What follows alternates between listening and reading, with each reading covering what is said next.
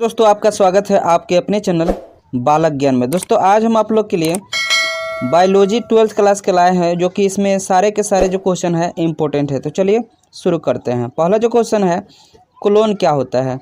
तो देखिए, क्लोन जो है ना अलैंगिक जनन है। इससे उत्पन्न जो है संतान अकार्यकीय रूप से एवं आनुवांशिक रूप से मृत जीवों से समान होते हैं। ठीक है ना। कहने का मतलब है कि क्लोन एक प्रकार के अलैंगिक जनन है। इसमें जो संतान उत्पन्न होता है वो आनुवांशिक रूप से और आकारीय संरचना की दृष्टि से समान होते हैं। ठीक है ना।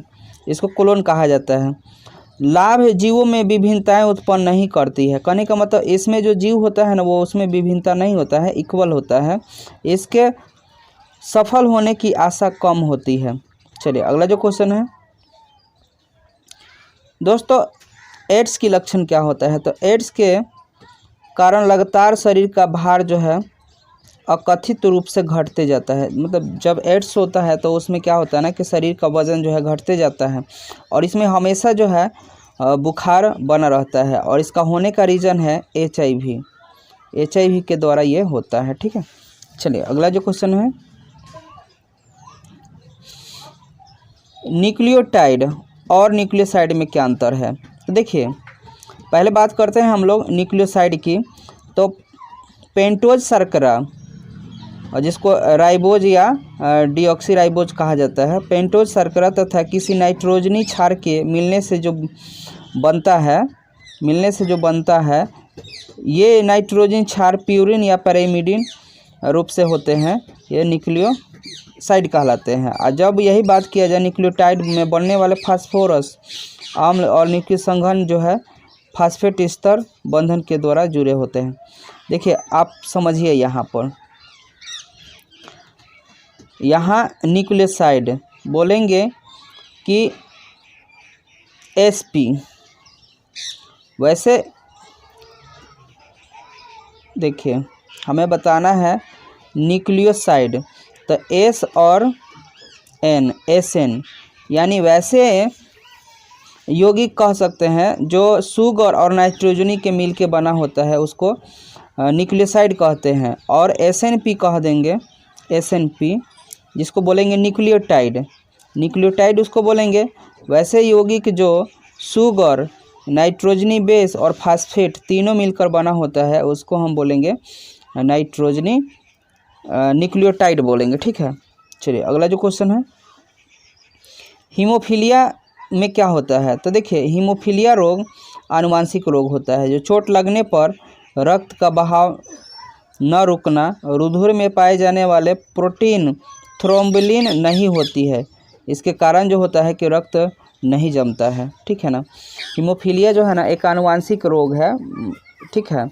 इसमें किसी कारण जो रोगी को कट या फट जाता है तो उसका रक्त का थक्का नहीं बनता है, जिससे आगे चल के रोगी की मृत्यु भी हो जाती है। चलिए अगला जो क्वेश्चन है,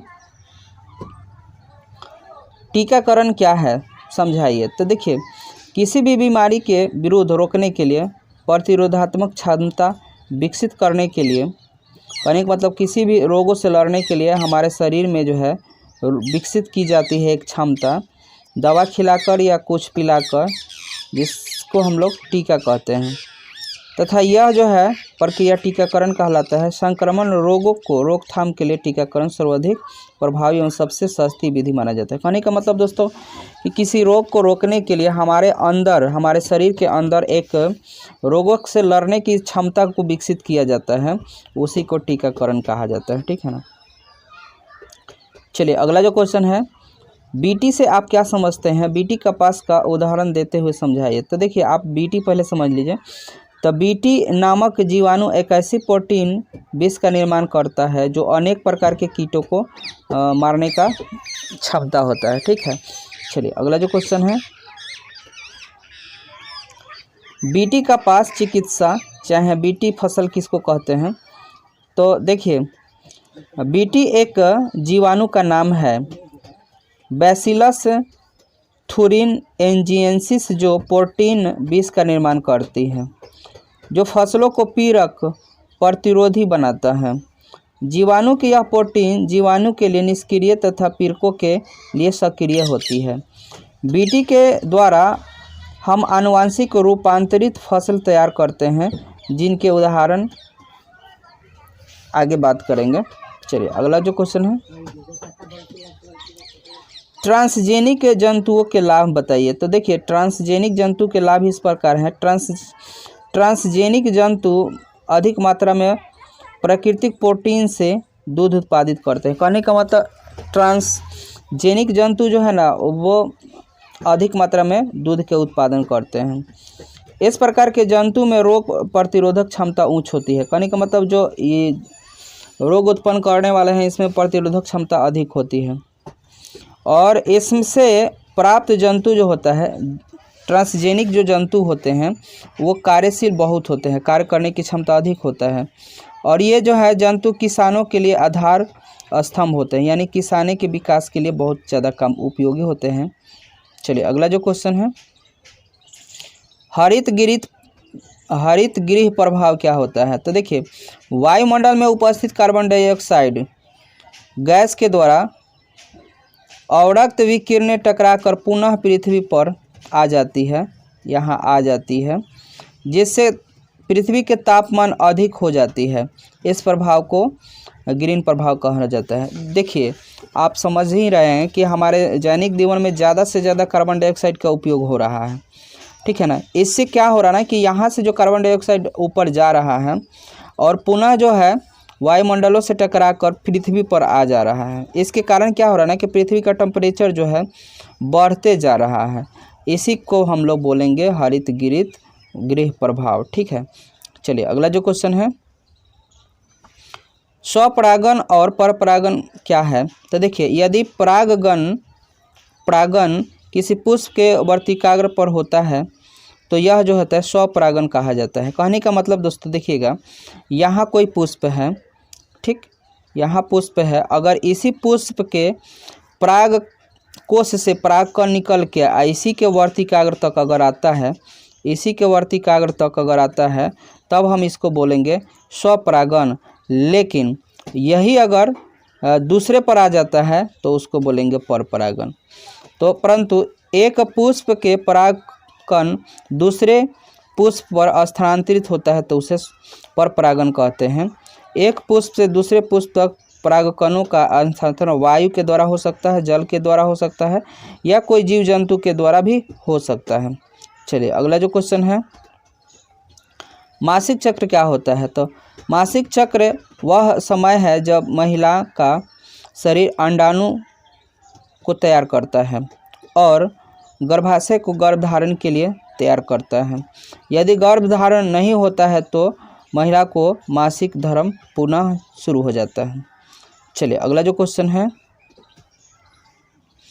प्रतिरक्षा क्या होता है। तो देखिए प्रतिरक्षा शरीर से बाहर के किसी भी पदार्थ या रोगाणुओं के शरीर में प्रवेश को पहुंचाने तथा क्रिया स्वरूप शरीर की कोशिका एवं कोशिकीय उत्पादों का प्रेरण कर उस बाह्य पदार्थ रोगाणु से मुक्ति दिलाना प्रतिरोधक क्षमता कहलाता है।